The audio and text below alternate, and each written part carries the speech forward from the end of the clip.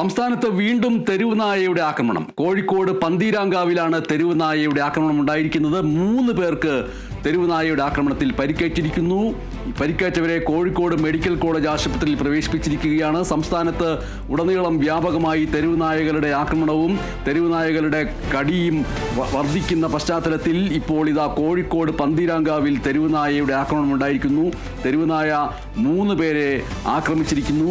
ആക്രമണമേറ്റ 3 പേരുടെയും പരിക്ക് ഗുരുതരമാണ് എന്നുള്ളതാണ് റിപ്പോർട്ട്. പരിക്കേറ്റ 3 പേരെയും കോഴിക്കോട് മെഡിക്കൽ കോളേജ് ആശുപത്രിയിൽ പ്രവേശിപ്പിച്ചിരിക്കുകയാണ്. സംസ്ഥാനത്ത് തെരുവ് നായകൾ വർദ്ധിച്ചു വരികയും ആക്രമണങ്ങൾ ശക്തമാവുകയും ചെയ്ത പശ്ചാത്തലത്തിൽ അസുഖങ്ങൾ ഉള്ള നായകളെയും അസുഖം പടർത്താൻ സാധ്യതയുള്ള നായകളെയും ദയാവധത്തിന് ഇരയാക്കണം എന്നുള്ള രീതിയിലുള്ള തീരുമാനങ്ങളിലേക്ക് പോകുന്നതിനിടയിലാണ് ഇപ്പോൾ കോഴിക്കോട് പന്തീരാങ്കാവിൽ തെരുവ് നായയുടെ ആക്രമണം ഉണ്ടായിരിക്കുന്നത്.